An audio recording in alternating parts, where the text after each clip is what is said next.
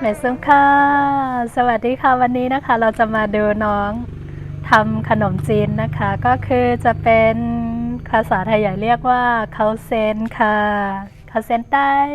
แต่ว่าจะทำแบบไม่มีเนื้อสัตว์เหมือนเดิมนะคะเพราะว่าที่นี่ไม่ค่อยทานเนื้อสัตว์แล้วก็ไม่ทานผงชูรสก็จะเป็นแบบจิบๆนิดนึงนะคะงั้นไปดูกันเลยค่ะว่าเป็นยังไงนะคะ偏在一点嘛呢？要还原来好像不的外国有呢。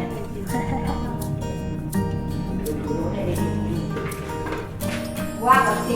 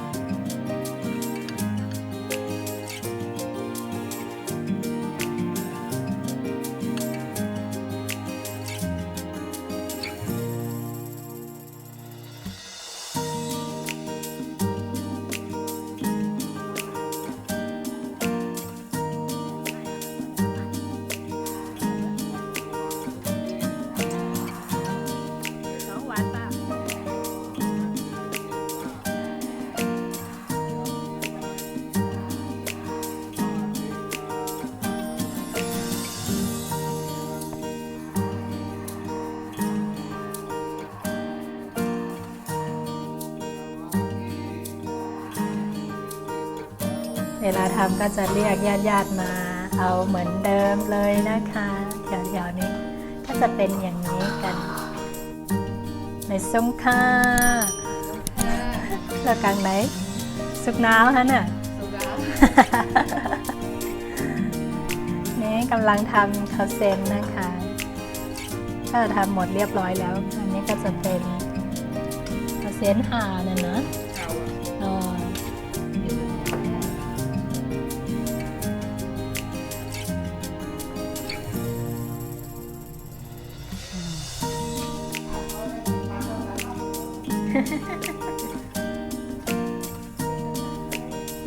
ฮัลโหลเดซเซงของฮันน่ะ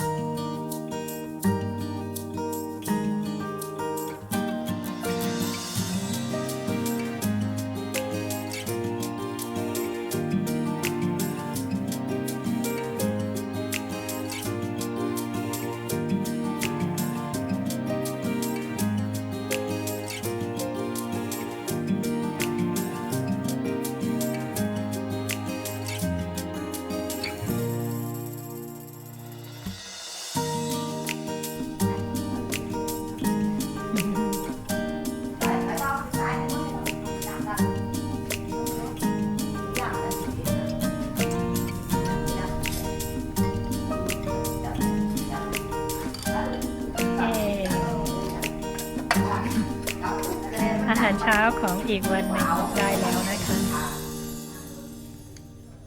ไม่ให้ฝึกเลยค่ะได้กินอันนั้นนะ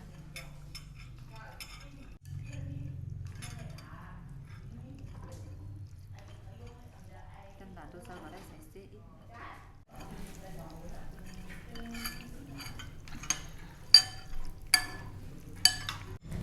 มาทานด้วยกันนะคะมากินส้มกันหวานหวานที่ได้ยันหนังเลยให้เส้นไหนยากระเด็มพอกินน้ำมันหนังฮะเนาะยันหวานเลยเรามีซิกโชว์ยากระเด็มกินพองหวานยากระเด็มกินเกลือเจนแต่กินจางยันนั่นแหละให้เส้นไหน เ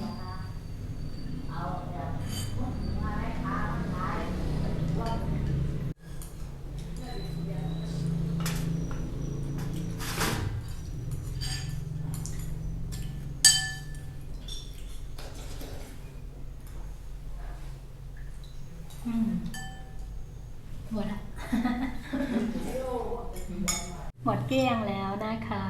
หมดติดกันเลยเด้อ2 วันเขากับผู้แหยกอเขาเซนแหโมทานไป2 ถ้วยแล้วนะคะเมื่อกี้ก็จะเป็นถั่วพู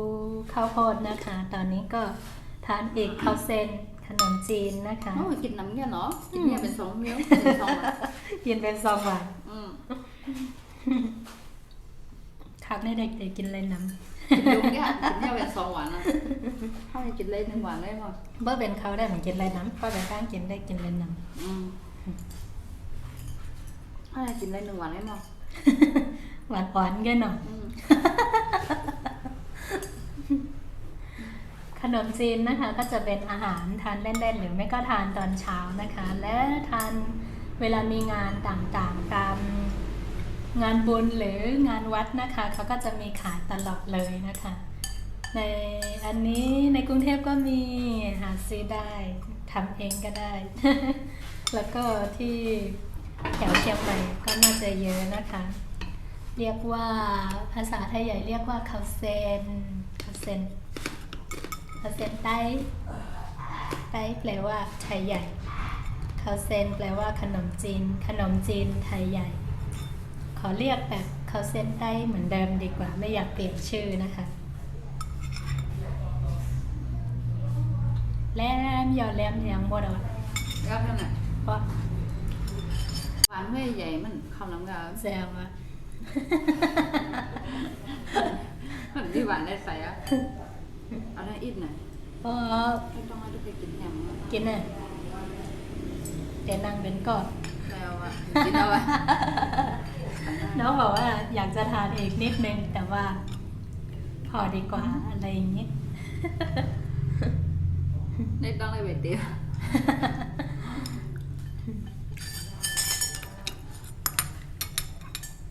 cầm kịch khẩu khăn bớt ship mong bây giờ này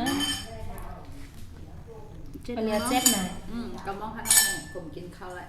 แล้วนี่เป็นเวลา10 โมง7 โมง 7 โมง 10 นาทีนะคะ เดี๋ยวประมาณ 10 โมงเราก็ทานข้าวอีก เพราะว่าคนไทยใหญ่ส่วนมากก็จะทานข้าวเป็นอาหารหลักใช่ไหมคะ ก็เลย เวลาทานอะไรอย่างนี้ก็ส่วนมากก็จะมาอยู่ที่ข้าวมากกว่า งั้นคลิปนี้ก็ขอจบคลิปเพียงเท่านี้ก่อนนะคะ เจอกันใหม่ในคลิปวิดีโอหน้าค่ะเดี๋ยวซึ่งค่ะจะได้เข้ากันใหม่ค่ะ